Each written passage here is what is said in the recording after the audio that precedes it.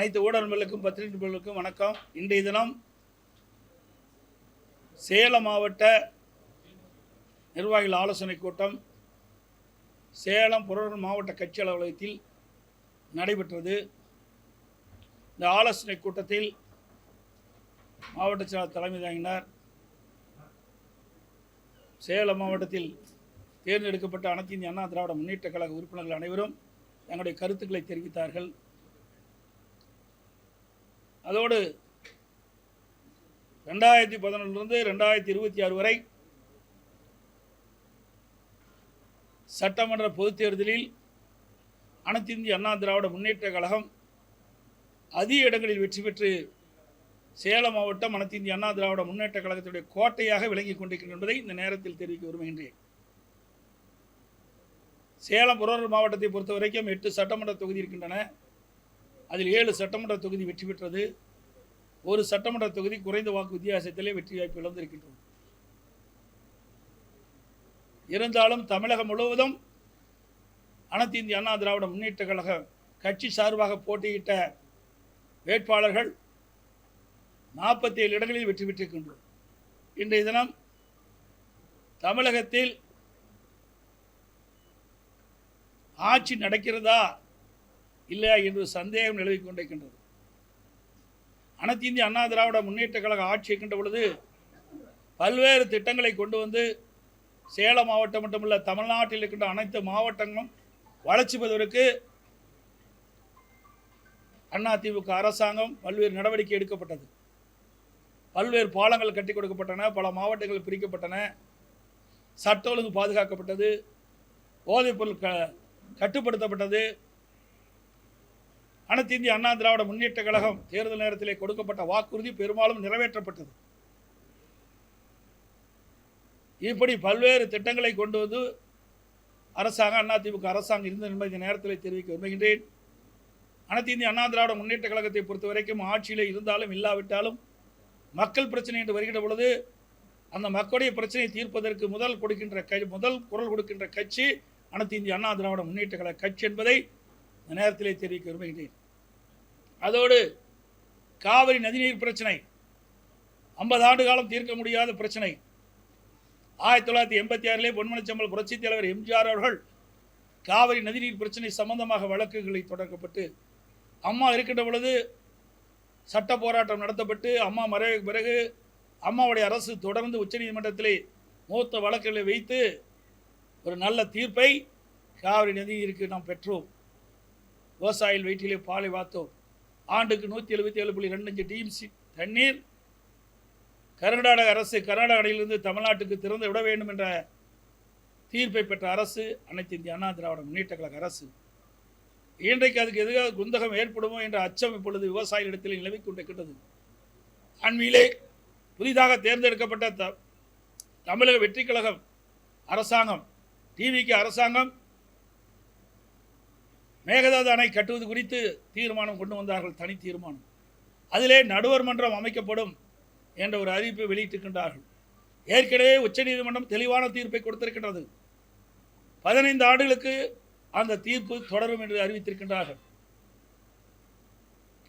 கீழ்ப்படுகை மாநிலத்துடைய அனுமதி இல்லாமல் மேல் படுகையில் இருக்கின்ற மாநிலம் எந்த ஒரு கட்டுமானத்தையும் காவிரி ஆற்றிலே செயல்படுத்தக்கூடாது என்று தீர்ப்பை கொடுத்திருக்கின்றது. அதோடு காவிரி நதி பாசனம் பெறுகின்ற மாநிலங்கள் பாதிக்காத அளவிற்கு ஒரு நல்ல தீர்ப்பை உச்சநீதிமன்றம் வழங்கி இருக்கின்றது. அந்த தீர்ப்பிலே காவிரி நதிநீரை தடுக்கவோ தேக்கவோ திருப்பி அனுப்பவோ கூடாது என்ற தீர்ப்பை கொடுத்திருக்கின்றது. அப்படி இருக்கின்ற பொழுது நடுவர் மன்றம் தேவையற்றது. ஒரு குழப்பத்தை ஏற்படுகின்ற விதமாக புதிய அரசாங்கம் இதை அறிவித்திருக்கின்றது. விவசாயிடத்திலே மிக கொந்தளிப்பு ஏற்படுத்திருக்கின்றது. குறிப்பாக டெல்டா மாவட்ட விவசாயிகளிடத்திலே மிகப்பெரிய அச்சம் ஏற்பட்டிருக்கின்றது. இன்றைக்கு ஊடகத்தின் வாயிலாக பார்த்தேன், தமிழகத்தில் இருக்கின்ற முக்கிய விவசாய சங்க தலைவர்கள் நடுவர் மன்றத்தை பற்றி குறிப்பிட்டு பேசியிருக்கின்றார்கள். நடுவர் மன்றம் தேவையற்றது என்று. நானும் சட்டமன்றத்திலே இதை வலியுறுத்தி பேசியிருக்கின்றேன். என்னை போல கம்யூனிஸ்ட் கட்சிகளும் மற்ற கட்சிகளும் இந்த நடுவர் மன்றம் தேவையற்றது என்று சட்டமன்றத்தில் வலியுறுத்தியிருக்கிறார் என்பதை இந்த நேரத்தில் தெரிவிக்க விரும்புகின்றேன். அதோடு அண்மையில் 10ஆம் தேதி கரூருக்கு தமிழக வெற்றி கட்சியுடைய தலைவரும் தமிழகத்துடைய முதலமைச்சருமான திரு விஜய் அவர்கள் பேசுகின்ற பொழுது ஒரு கருத்தை சொல்லியிருக்கின்றார். அனைத்து இந்திய அண்ணா திராவிட முன்னேற்ற கழகமும் திமுகவும் கூட்டு களவாடிகள் என்று குறிப்பிட்டிருக்கின்றார். எவ்வளவு பெரிய வார்த்தை! அவர் வகிக்கின்ற பொறுப்புக்கு அது சரியா? சிந்திக்க வேண்டும். அவர் ஒரு முதலமைச்சராக இருக்கின்றார். எந்த வார்த்தையை பயன்படுத்த வேண்டும் என்று யோசித்து பயன்படுத்த வேண்டும். அனைத்து இந்திய அண்ணா திராவிட முன்னேற்ற கழகம் கூட்டு களவாளி அல்ல. தமிழக வெற்றி கழக தலைவர் திரு விஜய் அவர்கள்தான் களவாளி. அனைத்து இந்திய அண்ணா திராவிட முன்னேற்ற கழகத்தின் சார்பாக போட்டியிட்டு இரட்டை சின்னத்திலே அவர்கள் போட்டியிட்டு வெற்றி பெற்றவர்களை குதிரை பேரத்தின் மூலமாக ராஜினாமா செய்து வைத்து அந்த ராஜினாமா செய்த உடனே அவர் டிவிகேல சேர்த்திருக்கிறார்களே, இதுதான் எங்களுடைய சட்டமன்ற உறுப்பினர்களை ராஜினாமா செய்ய வைத்து தமிழக வெற்றி கழகத்தில் இணைத்துதான் களவாளிகள். முதலமைச்சர் தான் எங்களுடைய வெற்றி பெற்ற சட்டமன்ற உறுப்பினர்களை ராஜினாமா செய்து கட்சியிலே சேர்த்தவர் அவர்தான் களவாளி. தூய ஆட்சி நடைபெறுதான் நீங்கள் தான் சொல்லணும். தூய ஆட்சினார், வெளிப்படை ஆட்சினார். இப்போ யாரெல்லாம் சேர்த்திட்டு இருக்காரு, யார் மேலாம் குற்றம் சொல்லிட்டு இருந்தார். குற்றம் சொல்லுவவர்களாம் அவருடைய இயக்கத்தில் இணைச்சிட்டு தான் இருக்காரு. அப்போ எங்கே போய் தூய ஆட்சி, எங்கே வெளிப்படைத்தன்மை இருக்குது? இந்த ஆட்சியில் என்ன செஞ்சாங்க? இந்த 60 நாட்கள் ஓடி போச்சு. இந்த 60 நாட்கள் இந்த ஆட்சியில் செய்த சாதனை என்ன? ஒன்று செஞ்சுருக்கிறாங்க. அதுவும் செஞ்ச மாதிரி தெரியல. சிங்கப்பெண் சிறப்பு அதிரடிப்படையினர். எனக்கு இரவில் ஒரு பிரச்சனை நடந்தால் அந்த சிங்கப்பெண் சிறப்படைக்கு யார் பாதுகாப்பு கொடுக்குது? இது ஏற்கனவே அனைத்து இந்திய அண்ணா திராவிட முன்னேற்ற கழக அரசாங்கம் இருக்கின்ற பொழுது, அம்மாவுடைய அரசாங்கம் இருக்கின்ற பொழுது காவலன் செயலி என்ற ஒரு அறிவிப்பை கொடுத்தோம். அதில் ஆப்பில் எல்லா போலீஸ் ஸ்டேஷனுடைய நம்பரும் இருக்கும். அதில் ஏதாவது அந்த பெண்மணி எங்காவது பெண்கள் பாதிக்கப்பட்டால் அருகில் இருக்கின்ற காவல் நிலையத்துக்கு அதை தெரிவித்தா உடனே வந்து காப்பாற்றுவாங்க. ஆனால் இதெல்லாம் ஒரு ஷோ. இதனால் மக்களுக்கு நன்மை கிடைக்குதா என்றால் எனக்கு தெரிஞ்ச வரைக்கும் இன்னும் காலப்போக்கில் தான் தெரியும். அதான் நீ கரூர் பேச்சை பார்த்தீங்களே, கரூர் பேச்சை இன்னும் முதலமைச்சர் அந்தஸ்துக்கே வரல. அவர் நாலாங்கட்ட பேச்சாளர் கூட தான் பேசிட்டு இருக்காரு. பஞ்சு டைலாக் பேசிட்டு இருக்காரு. ஆக்கப்பூர்வமான கருத்துக்களை பேச வேணும். தக்க வைக்கிறது இல்லைங்க, தக்க வைக்கிறதுங்கிறதா தவறானது. ஒரு கட்சியில் வெற்றி பெற்ற பிறகு இதுவரைக்கும் தமிழக வரலாறு இப்படிப்பட்ட நிலைமை இல்லை. இதுதான் முதல் நடக்குது. இன்னும் சொல்ல போனால் நிறைய ஓப்பனாக பேச முடியாது. இன்றைக்கு அது சொல்லக்கூடாது. அதை நம்ம பிறகு சில விஷயங்களை சொல்ல முடியும், சில விஷயங்களை சொல்ல முடியாது. என்ன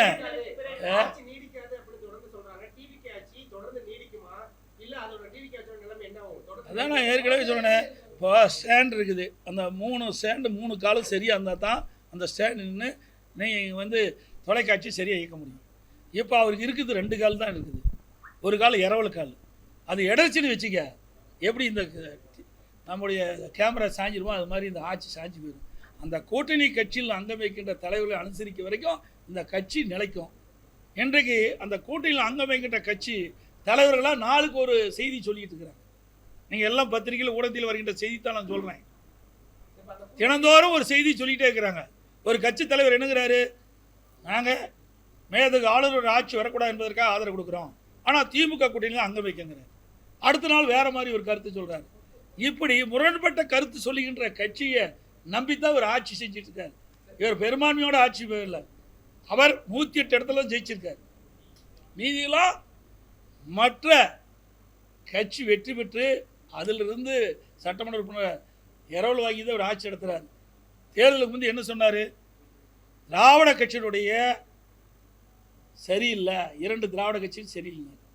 இப்போ ஒரு திராவிட கட்சியில் பல கூட்டணிகள் அங்கம் வச்சு அதில் வெற்றி பெற்று அதில் வந்தவர் தான் அந்த ஆட்சி அமைப்பதற்கு உறுதுணையாக இருக்கிறாங்க. அப்புறம் தேர்தல் ஒரு பேச்சு, தேர்தல் முடிஞ்ச ஒரு பேச்சா? இரட்டை வேணுமா?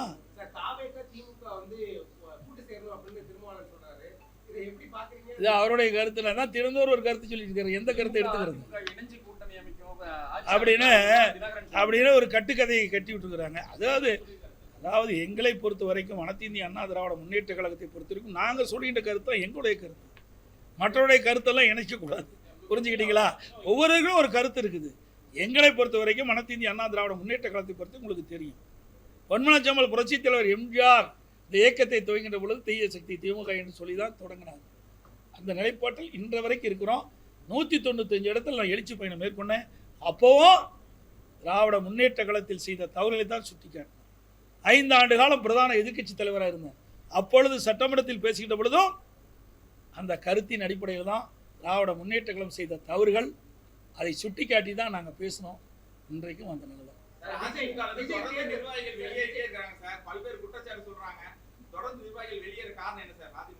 ஏங்க வெளியேற காரணம்னா அவையில் தான் கேட்கணும். இதான் இங்கே இருக்கிறாங்க, அவர் எல்லா வெளியே எங்கே இருக்கிறோம், எல்லா கருத்தும் இருக்குது. அண்ணா திமுகவை பொறுத்த வரைக்கும் அவர்கள் மாதிரி குறுகிய வட்டத்தில் இல்லை. இன்றைக்கு ஏற்கனவே அம்மா இருக்கின்ற பொழுது அமைப்பு நீதியாக 9 பேர் தான் நியமித்து வந்தாங்க. இன்றைய கால சூழ்நிலைக்கு தகுந்தவாறு ஒவ்வொரு அமைப்புக்கும் 30லிருந்து 40 பேர் அமைச்சிருக்கிறோம். 30லிருந்து 40 பேர் பொறுப்பாளராக இருக்கிறாங்க. அதில் 1-2 வெளியே இருக்கின்ற பொழுது பத்திரிகையிலையும் ஊடகத்திலையும் நாள்தோறும் வெளியேறான செய்தி வெளியிட்டால் நாங்கள் என்ன செய்வது?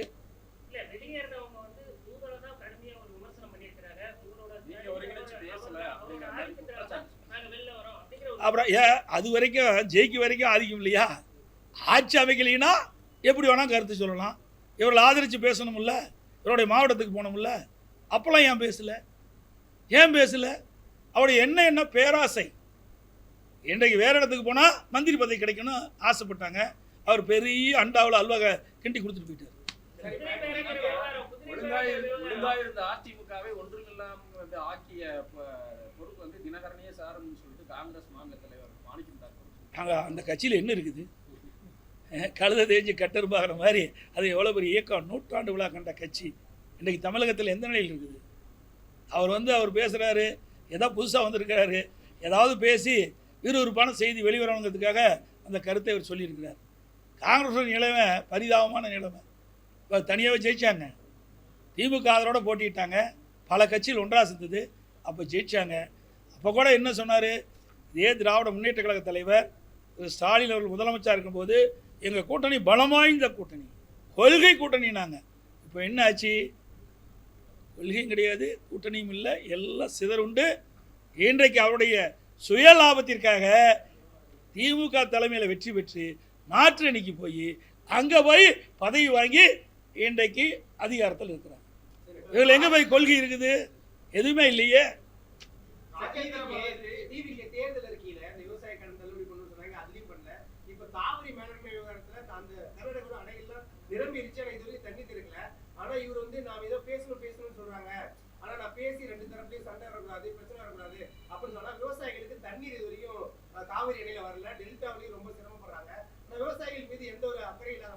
ஏங்க அதாங்க கட்சி ஆரம்பித்து 2 வருஷம் ஆகுது. ஏதாவது அனுபவம் இருந்தால் பரவாயில்ல, விவசாயிகளை பற்றி சிந்திச்சா பரவாயில்ல, விவசாயிகள் என்ன கஷ்டப்படுறாங்கன்னு தான் பரவாயில்ல. அதெல்லாம் அதுக்கு முன்னுரிமை கொடுப்பாரு. அதான் என்ன, இப்போ அவருடைய அட்வைசர் யார்? தேர்தல் வகுப்பாளர் தான் அட்வைசர். இதுக்கு முந்தி இருந்த திமுக தான் சரி, அண்ணா திமுக தான் சரி, நான் இருக்கும்போது சரி, அட்வைசராக போடுறதா ஒரு அனுபவமிக்க துறை வாரியாக அனுபவம் வாய்ந்த ஒரு துறை செயலாளரை நாங்கள் போடுவோம்.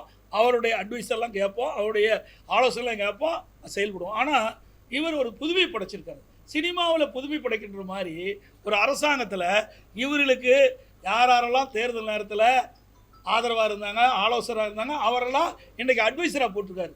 இன்னொன்று வேடிக்கை என்ன, ஜனநாயகம் படத்தினுடைய தயாரிப்பாளரை இன்றைக்கு அவர் டெல்லி சிறப்பு பிரதியாக போட்டிருக்காரு. அடுத்து இன்னொன்று எடிட்டிங்கரை யாருக்கு ஒருத்தர் போட்டிருக்கான்னு எனக்கு வந்த தகவல். இது பண்ண கொஞ்ச நாளில் அவருடைய மேக்கப் மேனுக்கும் அவர் ஏதாவது பதவி கொடுத்துருவார். ஆக எல்லாமே சினிமா ஆக்கிட்டார். அரசாங்கம் என்பது ஒரு கேள்விக்குறியாகிவிட்டது என்பதை இந்த நேரத்தில் தெரிவித்து அனைத்து ஊடகங்களுக்கும் நன்றி, வணக்கம்.